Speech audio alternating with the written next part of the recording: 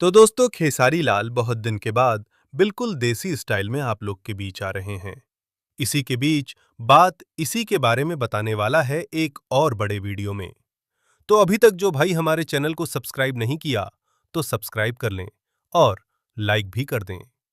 तो दोस्तों खेसारी लाल यादव और नेहा गिरी का नया फोटो निकाल कर आया है जो आपके सामने दिख रहा है।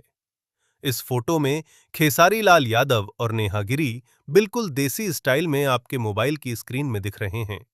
जी हां दोस्तों, बिल्कुल देसी स्टाइल में दिख रहे हैं।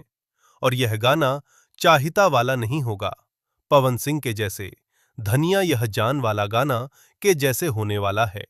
और खेसारी लाल यादव अब अपने गाने में बदलाव कर रहे हैं और हर एक फ्लेवर में गाना खेसारी लाल का आने वाला है।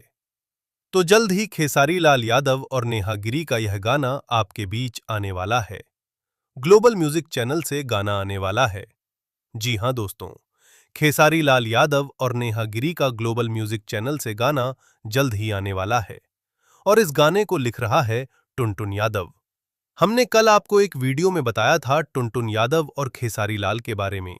तो कैसा लगा आज का हमारा वीडियो? तो वीडियो अच्छा लगे तो लाइक और सब्सक्राइब जरूर करें।